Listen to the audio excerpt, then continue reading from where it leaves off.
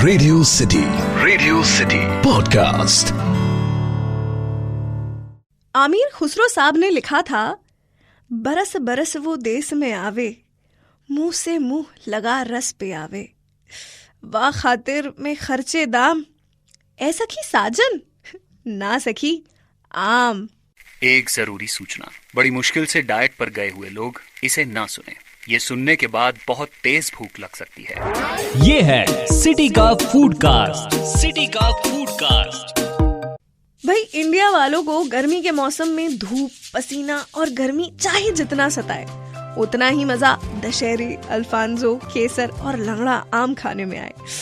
जो feeling hero को picture में हीरोइन को देखकर आती है ना, बस वही फीलिंग हमें आम को देखकर के आती है। मोहब्बत वाली, मतलब यार, आम से बनने वाली चीजों की एक लंबी लिस्ट है हम इंडियंस के पास।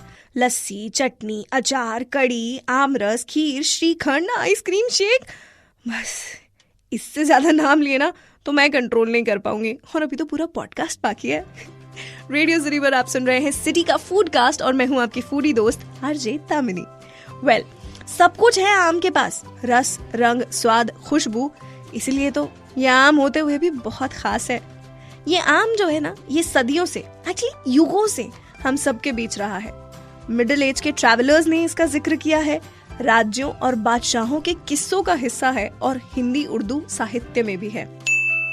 इस आम की कोई भी कहानी आम नहीं है।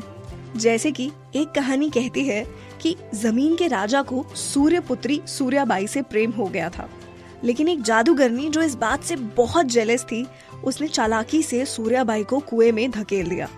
जिस जगह पर सूर्याबाई डूबी थी, उस जगह एक कमल का फूल उगा, जिसे देख देख कर राजा बहुत परेशान होते थे, क्योंकि वो उन्हें सूर्याबाई की याद दिलाता था। राजा ने उस फूल को जला दिया और उस फूल की राख से आम का पेड़ उगा, और जो पहला फल गिरा उसने फिर से सूर्याबाई का रूप ले लिया और राजा ने उससे शादी कर ली। इसलिए तो आम को प्रेम का प्रतीक भी माना जाता है।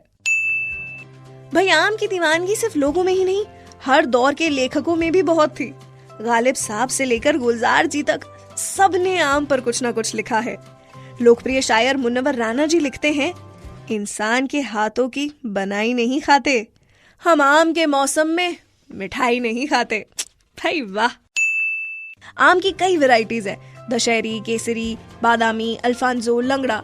पर मेरे मन में ना हमेशा सवाल आता है कि इसके ये जो नाम है ये किसने रखे। स्पेशली लंगड़ा आम का नाम लंगड़ा कैसे पड़ा, आपको पता है? नहीं? चलिए तो फिर जानते हैं 300 साल पुराने लंगड़े आम की कहानी। ऐसा बताया जाता है कि बनारस में स्थित भगवान शिव के एक मंदिर में एक पुजारी हुआ करते थे, जिनका पैर खराब था। पुजारी जी की इस दिव्यांगता के कारण ही लोग उन्हें लंगड़ा पुजारी के नाम से जानते थे। एक बार की बात है कि एक साधु मंदिर में ठहरने के लिए आए थे और उन्होंने वहाँ पर आम के 2 पौधे लगा दिए। साधु ने पुजारी से कहा कि जब पौधा बड़ा होकर पेड़ बन जाएगा और फल देना शुरू कर देगा, तो इसका सबसे पहला फल भगवान शिव को अर्पित किया जाएगा। इसके अलावा साधु ने पुजारी से ये भी कहा कि वे इस पेड़ का फल किसी और को नहीं देंगे। कई साल बाद जब पेड़ ने फल देना शुरू किया, तो पुजारी ने उन फलों से सबसे पहले भगवान शिव का भोग लगाया था। हालांकि कुछ समय बाद बनारस के राजा ने भी पुजारी से आम ले लिए, जबकि साधु ने उन पेड़ों के आम को किसी को भी देने से मना किया था। मंदिर का आम जैसे ही राजा के पास पहुंचा, वह धीरे धीरे पूरे बनारस में मशहूर हो गया और लोग इसे पुजारी की दिव्यांगता को देखते हुए लंगड़ा आम कहने लगे, जिसके बाद से आम की इस वैरायटी का नाम ही लंगड़ा आम हो गया। हमारे इंडिया में लंगड़ा आम जो है भैया, वो सबसे ज्यादा उत्तर प्रदेश में मिलता है। भाई, आम से हर बादशाह को भी लगाव रहा है।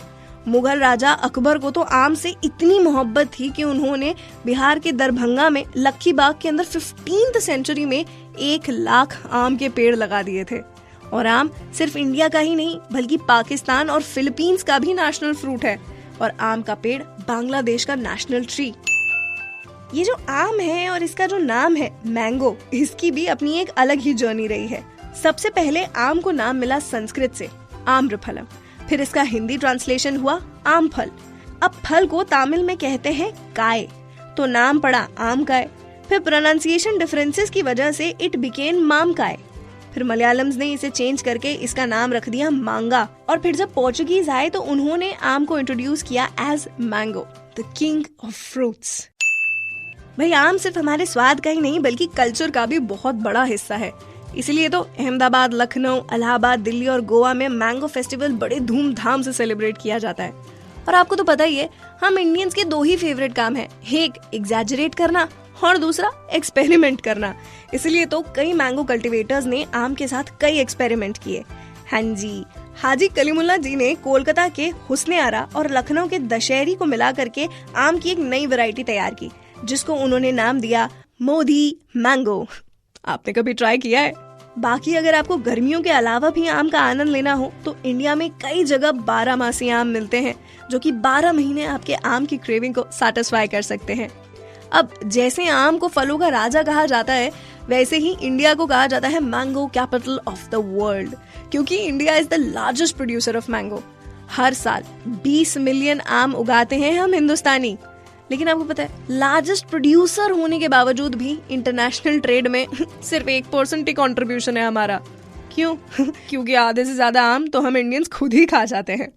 बताओ, but we are not guilty about it, right?